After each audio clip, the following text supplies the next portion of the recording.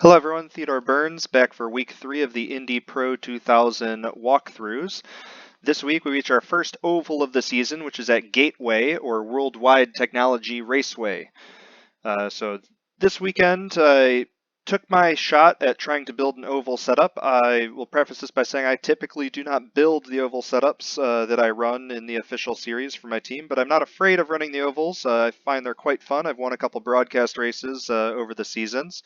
So get my hand at it. Tried to make it a little bit easier to drive than the iRacing baseline, a little bit quicker, and I think we achieved that. Got down to a 30.6 pretty consistently here in clean air.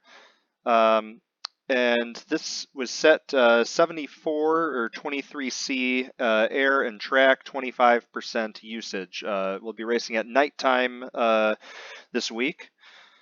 So that's where the testing conditions. A couple notes about the setup itself. It may feel a little bit on edge, like the rear end is just wanting to walk around on you, and that is by design. In clean air, it should be right on the knife edge, just about to oversteer around the corner. And this is due to once you get into the race and you're racing in a pack of other cars, you're going to get a lot of aero wash, and the car's really going to understeer. So you're going to need that little extra bit of rotation. So it should feel just a little bit free running by itself. So if that's a little bit concerning to you, maybe I suggest adjusting the downforce a little bit, adding on a little bit of rear wing, maybe taking away a little bit of front wing, depending on the speed relative to others and how comfortable you are driving it. I'd say adding a little bit more downforce will make it your experience significantly better, but you may be a little bit slower on the straight. So just fair trade-off, something like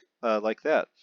So without further ado, we're going to play through this one time, real speed from the cockpit view. Going to go through and analyze the two corners. Should be a pretty quick video, but there's always a couple little tricks, and just maximizing the tires, maximizing the speed around an oval is always the trickiest part. So I'm sure it'll be maybe a little bit more in depth than maybe you're used to for an oval walkthrough, but hopefully I can get you some tips and get you up to speed here. So without further ado, here is the lap.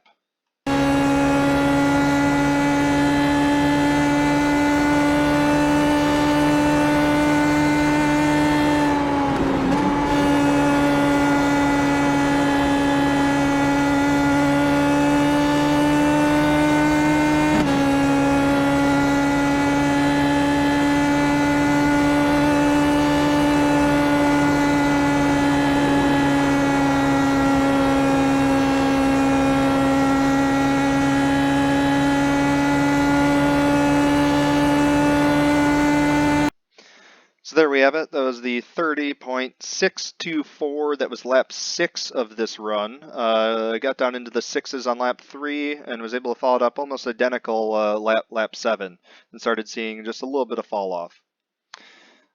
So with that, you can walk through. So again, this is if you're in clean air, so this may be good for qualifying, even though this is a race setup that I've done this lap in and shared.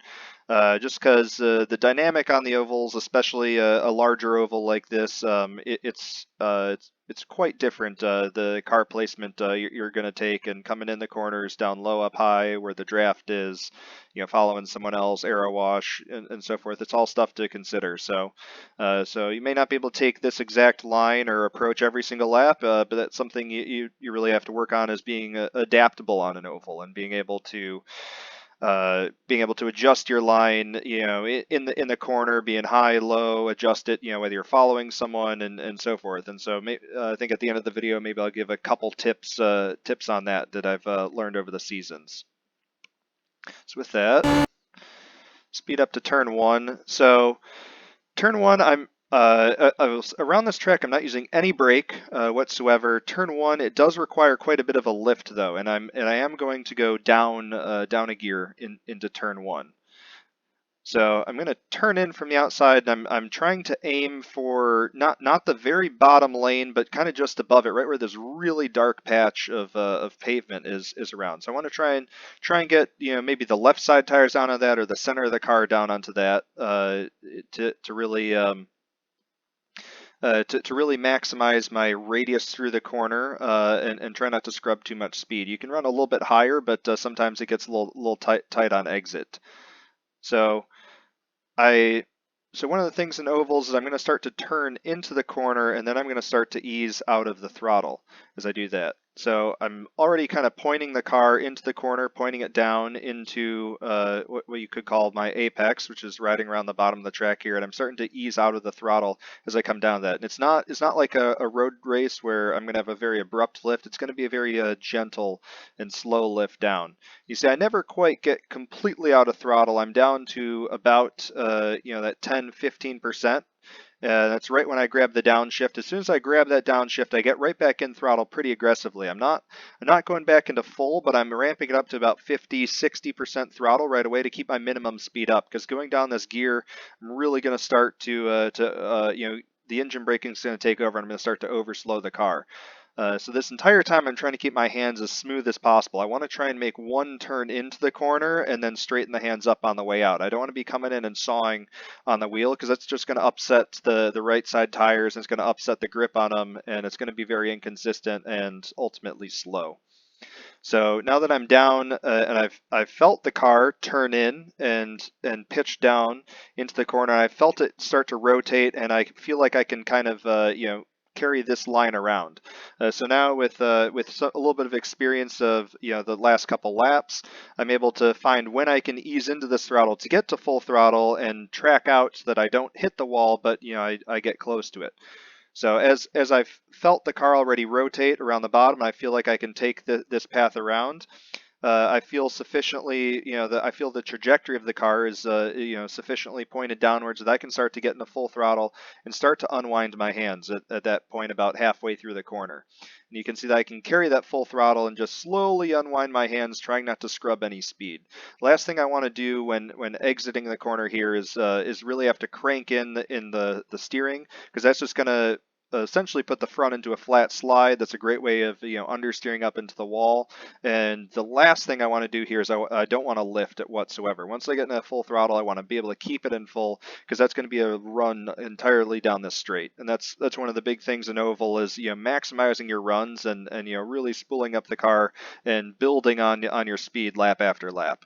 So again, the last thing I want to do is try and lift on exit. So it's going to be something you got to kind of get used to about when you can go to full throttle and kind of the trajectory the car takes in the corner. And just really working on keeping those right sides loaded that entire time. So you come out and you don't track out completely to the wall, and I'm not trying to square this off or anything. But at the same time, I want to make sure that I'm using all of the track and coming out to the wall and not pinching this off and creating a smaller radius and coming off about mid-track. So with that, I'll watch it back from the chase camera through turns 1 and 2.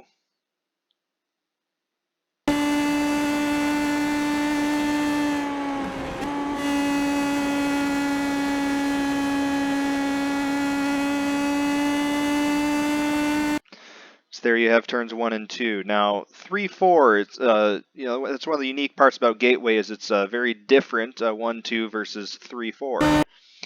And 3-4 is much more open, but it's also quite a bit flatter.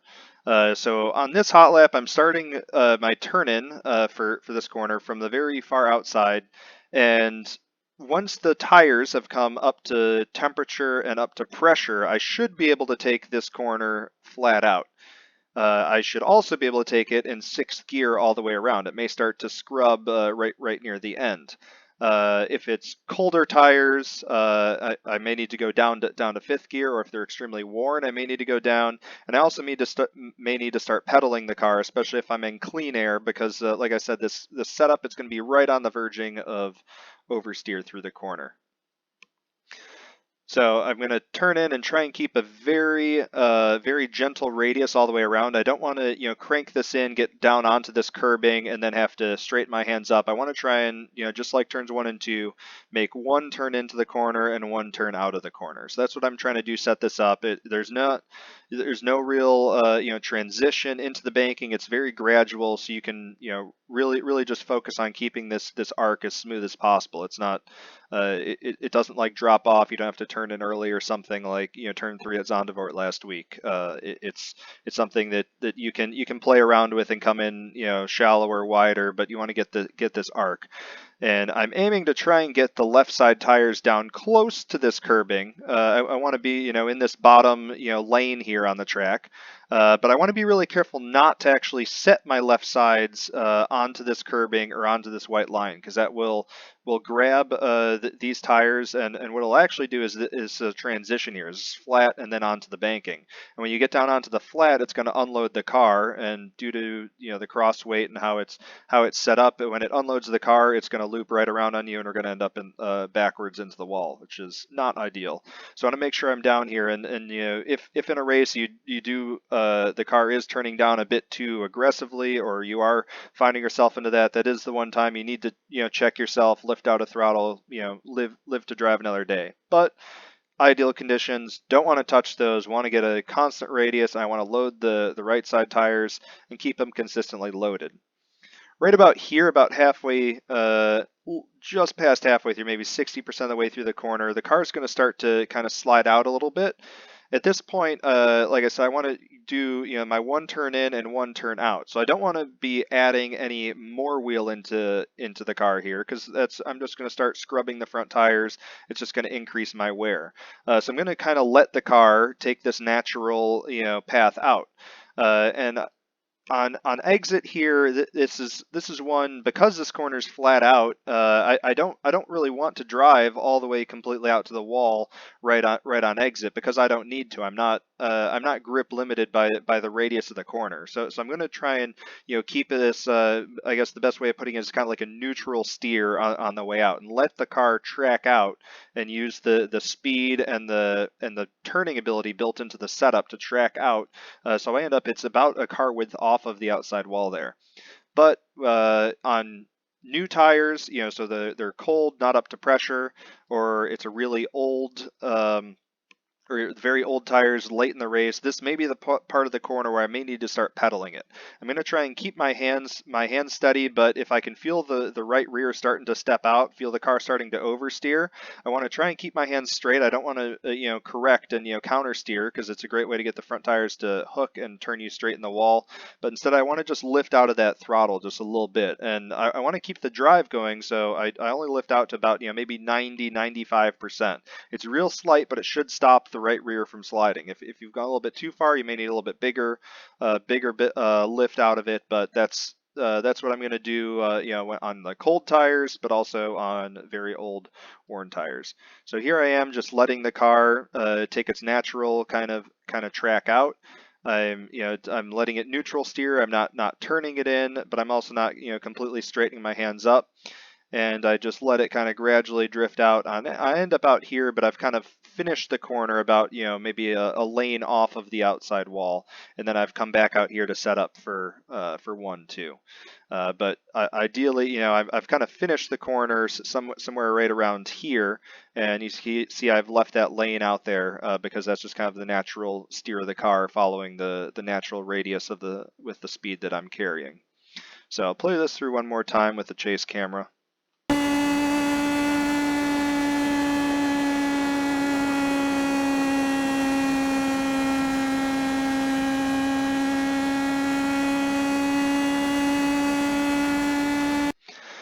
So there we have it. That's the 30.624 around Gateway, obviously in clean air.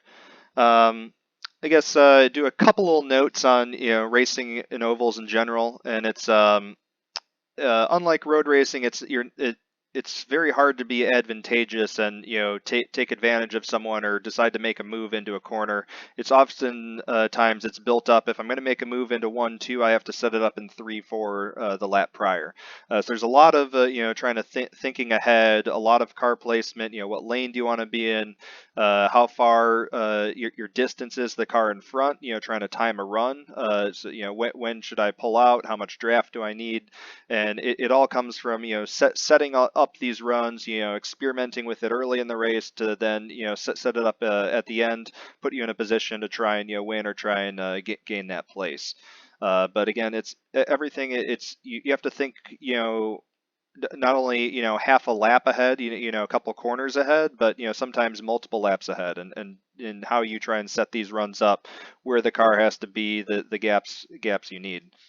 One of the other important notes I will give for the ovals is trying to get clean air on the front of your car, because especially if you get in a train, you're sitting back in maybe fifth or sixth place, and it's a train, or it's too wide, and you're sitting back the third row and in sixth place. It's going to be very important to try and get some clean air onto the front of the car, and get some air onto your front wing, so that you can turn and be consistent through the corner, because there's a lot of dirty air and the car's going to understeer very poorly, and it's going to be really hard to stay in throttle and get the runs out.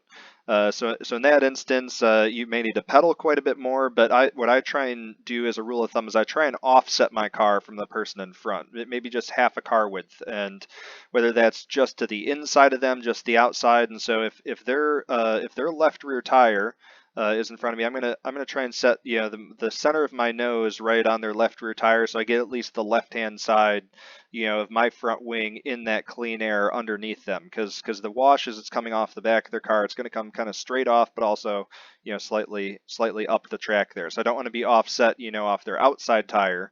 That's not going to be as helpful as if I can offset off the inside tire. Obviously, I'm going to be taking a slightly tighter radius, so I'm going to need a little bit more of a lift.